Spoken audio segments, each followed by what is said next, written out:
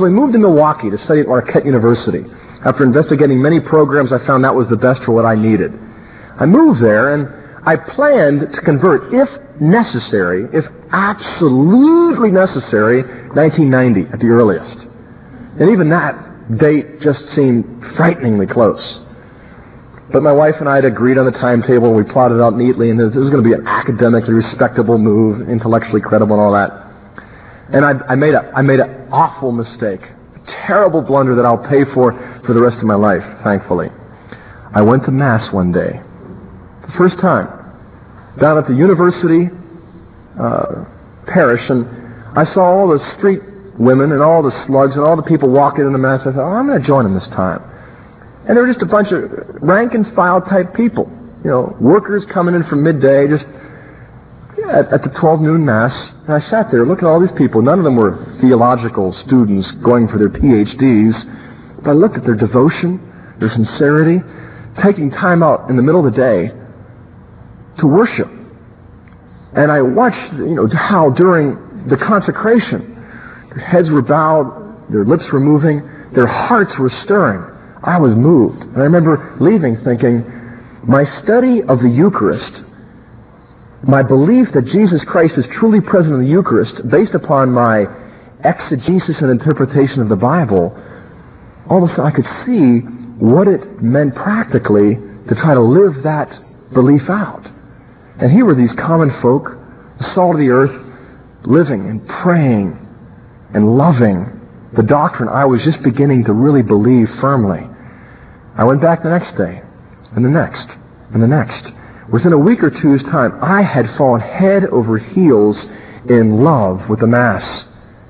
Whoever was saying it. None of them were great and glorious. It was never in Latin. No smells or bells, incense or whatever.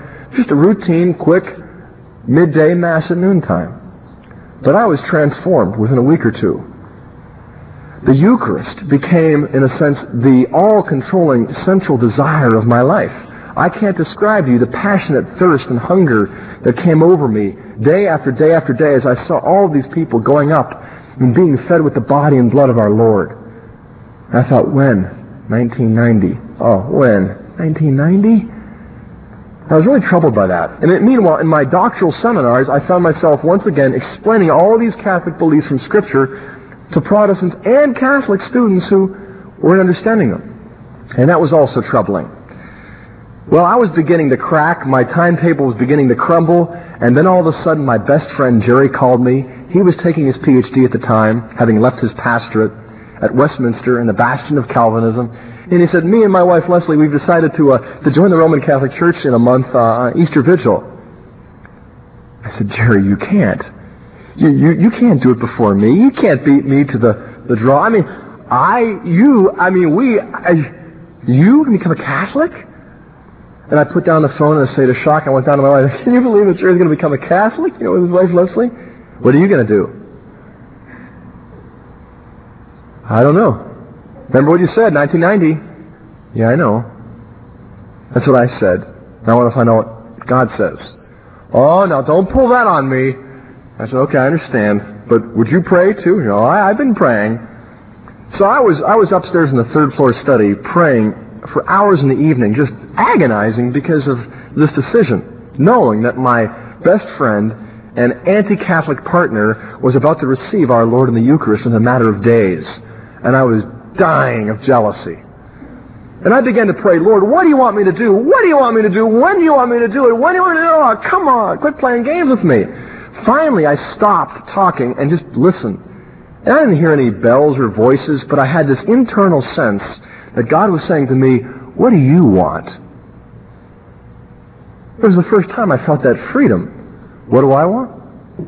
Well, that's easy. I want to get home. I want to receive our Lord in the sacrament.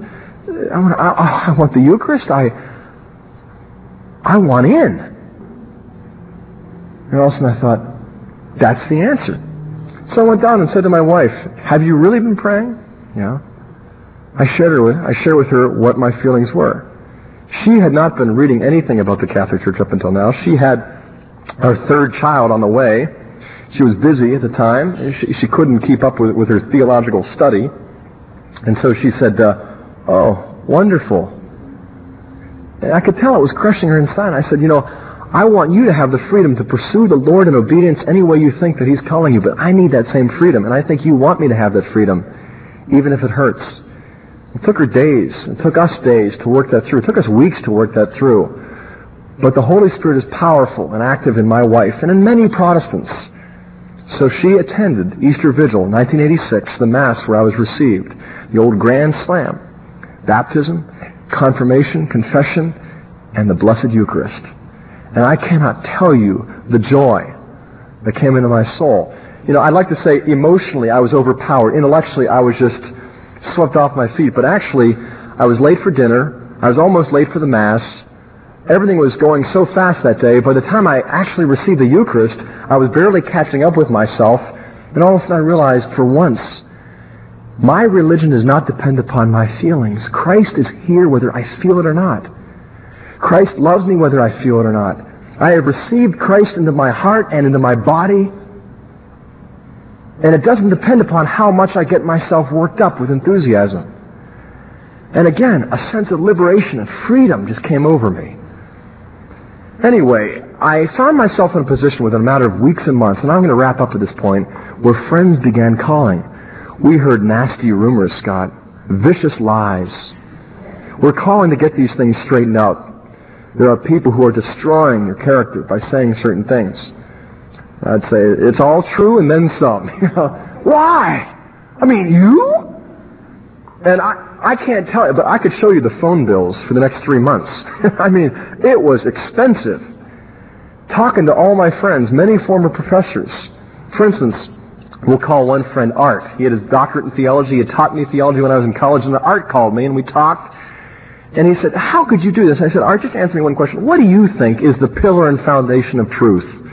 He said, well, the Bible, of course. And I said, Art, that's not what the Bible says. 1 Timothy 3:15 says that the pillar and foundation of truth is the church, the household of faith. Oh, you set me up. I said, I have been set up. I thought that the Bible alone was. And it was a conversation like that, or like, somebody said, how can you believe what they believe about the Mass? And I said, well, Jesus said, unless you eat my flesh and drink my blood, you have no life in you. Whoever eats my flesh and drinks my blood has eternal life, and I will raise him up in the last day. My flesh is food indeed, my blood is drink indeed. And for some reason, Protestants often develop a kind of unconscious reading habit of skimming over and missing the meaning of verses that are blatantly Catholic. So I had the privilege and the difficulty of sharing with my close friends these passages. One of my good friends from seminary, I didn't know this at the time, was suggesting to my wife that she consider divorce. He talked to her as a pastor, and I guess he was seriously urging her to consider that. I can't tell you his name because he's now a Presbyterian pastor about a half centimeter away from joining the Roman Catholic Church. I want to encourage you. I'm not going to encourage you to go get PhDs in theology. I'm not going to encourage you to go back and reinvent all the wheels. You don't have to.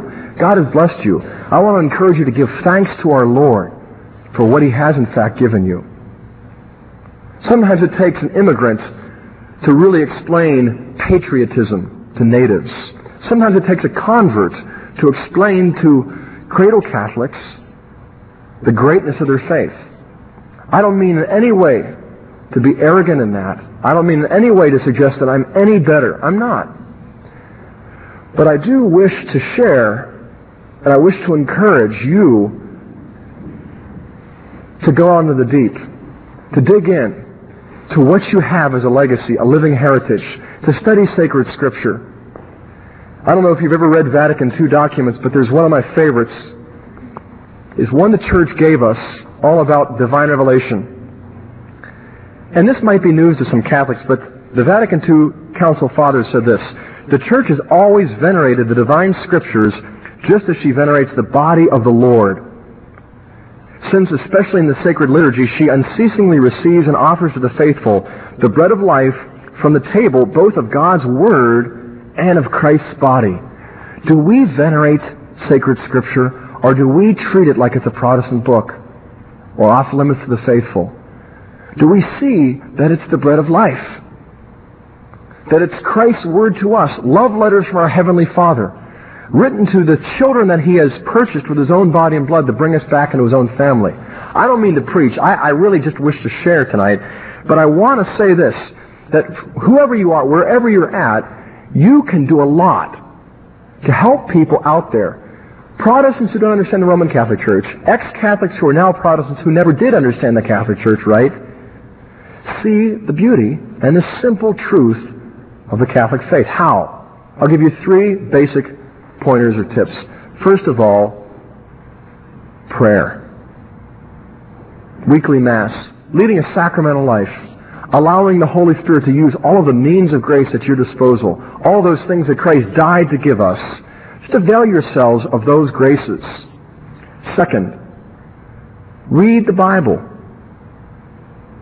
Not books at a time, but a few passages, a few verses every day in the evening. The third thing I would recommend is that you be the best friend, the best neighbor, the best worker, the best teacher, the best parent, the best person you can be. Because it's a slow and steady witness that really wins the hearts of people who see you in the long haul, living it out and struggling daily to be a better child of God, and to allow the Father's grace, the Holy Spirit, to live life in you. When you do those 3 things, you will have a powerful effect that no one will ever be able to measure. And I want to encourage you. We're going to end in just a moment here and then break and come back for questions and answers. And I want you to have total freedom to ask anything you want. But I want you to take home tonight one thought. Pray about what you can do to be a witness to the glory and the truth of the Catholic faith. Every little bit helps. And you'll never know how much you help people just by being faithful in the little things. Being a good friend, being a good spouse, a good neighbor, reading the Bible, getting to know the Word of Christ, and then living a sacramental life in the church, praying every day, and being faithful in those little things. Once again, I thank you very much for the opportunity and the privilege to share with you tonight.